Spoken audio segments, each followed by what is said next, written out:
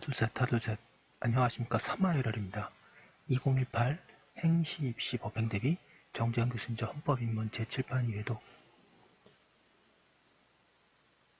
453페이지 로마자 9번 언론 출판의 자유의 제한과 한계 보겠습니다. 사마열혈TV 질차 구독 추천을 부탁드리고 유튜브 구독 재생 목록을 추천합니다. 표현의 자유에 대한 제한의 범위인 이중 기준의 원칙, 사전 억제 금지 원칙, 명확소의 원칙, 명백하고도 현존하는 위험의 원칙, 이익 형량 원칙, 필요 최소한의 규제 수단의 선택 원칙 등도 제한의 한계 원리이다. 즉, 표현의 자유를 제한함에 있어서 이들 원칙들을 위반한 경우에 위헌 분단을 통해서 표현의 자유에 대한 제한에 있어서 제한의 범위이자 그 한계 원리이기도 하다. 454페이지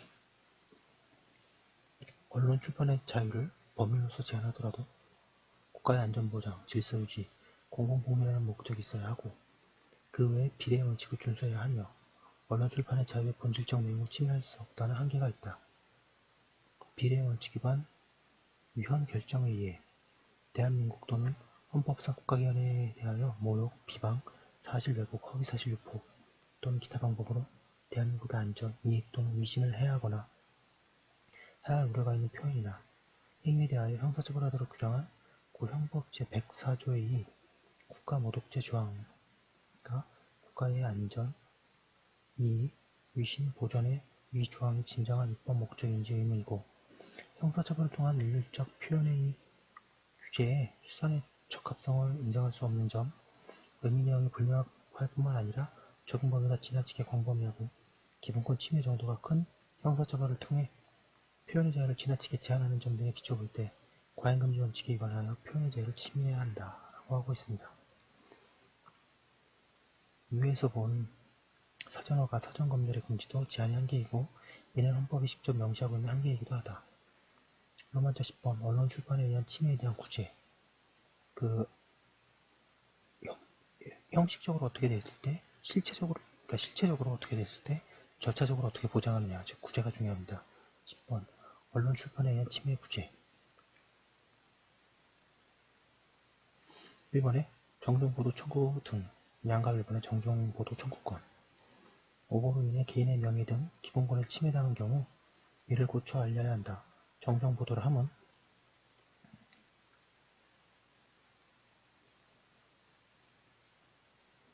언론의 보도 내용의 전부 또는 일부가 진실하지 아니한 경우 이를 진실로 부합되게 고쳐서 보도하는 것을 말한다.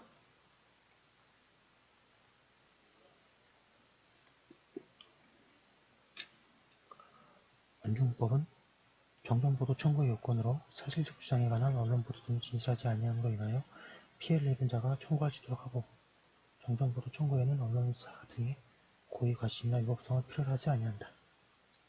그 절차는 안중법에 자세히 규정되어 있다. 인터넷 뉴스 서비스 사업자, 인터넷 멀티미디어 방송 사업자에 대해서도 정정보도 청구가 가능하다. 455페이지 양가래본의 반론보도 청구권 반론보도를 하면 언론의 보도 내용이 진실 여부와 관계없이 그와 대립되는 반박적 주장을 보도하는 것을 말한다. 반론권이 언론의 자유를 침해하는 위헌인지가 논란된 바 있다. 과거에 구정기관인물의 등록 등에 관한 범위를 실질적으로 반론권 제도이면서 명칭은 정정보도 청구권이라고 하였는데 이 청구권이 위헌이라는 주장이 헌법소원 심판이 청구되었으나 헌재는 그 청구권은 언론의 자유를 일부 제약하는 성질을 가지면서도 반론의 범위를 필요 최소한으로 제한함으로써 양쪽의 법익 사이의 균형을 도모하고 있다고 하여 합헌이라고 결정한 바 있다. 반론보도의 청구 요건을 보면 사실적 주장에 관한 언론보도 등으로 인하여 피해를 입은 자가 청구할 수 있고 언론사 등의 고의 과실이나 위법성을 필요로 하지 아니하며 보도 내용의 진실 여부와 상관없이 그 청구를 할 수 있다. 진실 여부를 불문하는 점이 정정보도 청구와 다르다.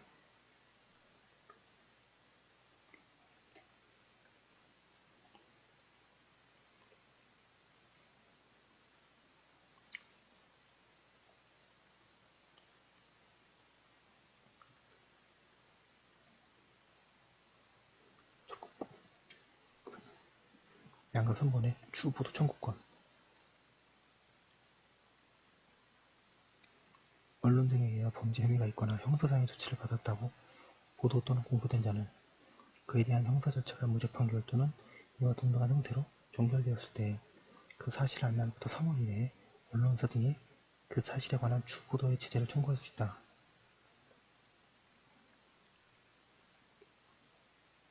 추보도에는 청구인의 면허나 권리 회복에 필요한 설명 또는 해명이 포함되어야 한다. 양가 사건의 조정중재소송, 정정보도 청구, 반론보도 청구, 추보도 청구와 관련하여 분쟁이 있는 경우에는 언론중재위원회에 조정, 중재를 신청할 수 있다.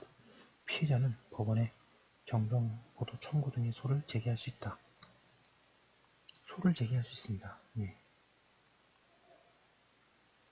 정정보도 청구의 소에 대하여 민사소송법의 소송 절차에 관한 규정에 따라 재판하고 반론보도 청구 및 추후보도 청구의 소에 대해서는 민사집행법의 가처분 절차에 관한 규정에 따라 재판한다.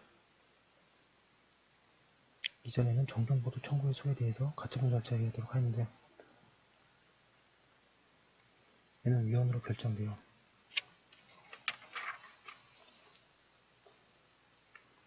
456페이지 원래 이처럼 민사소송법 절차에 따르도록 한 것이다.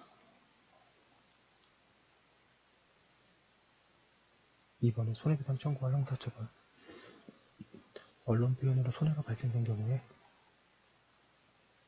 손해에 대한 배상을 청구함으로써 사후적 권리부여를 받을 수 있다. 민법 제764조는 명예훼손의 경우에 법원은 피해자의 청구에 의하여 손해배상에 가름하거나 손해배상과 함께 명예회복에 적당한 처분을 명할 수 있다고 규정하고 있는데 현재는 여기에 적당한 처분을 사제광고를 포함시키는 것은 헌법에 위반된다고 하였다. 즉 사제광고의 강제는 양심의 자유와 인격권을 헌법 제37조 2항의 비례의 원칙에 위반하여 과도하게 침해한다고 보아 위헌이라고 선언하였다. 유의할 점은 강제가 위헌이라는 것이 명예를 훼손한 사람이 스스로 사제광고를 하거나 다른 방법으로 침해부재를 강구하는 것은 양심의 자유를 침해하는 것이 아니다. 헌재도 사제광고의 강제는 위헌이지만 정정의 효과 있는 다른 방법은 허용된다고 본다. 피해자가 형사고소를 하여 침해자를 명예훼손죄 등으로 처벌되도록 할 수 있다. 헌재는 형법의 모욕죄 규정은 명확성 원칙에 위배되지 않고 비례 원칙을 준수하여 표현의 자유를 침해하지 않는다고 보아 합헌으로 결정하였다. 3번의 가처분, 출판물의 배포 또는 영화의 상영 등을 사전에 금지해줄 것을 법원에 가처분 신청할 수 있다. 헌재는 가처분 제도는 행정기관이 아니라 법원에 의한 판단이므로 검열금지 원칙에 반하지 않는다고 하였다.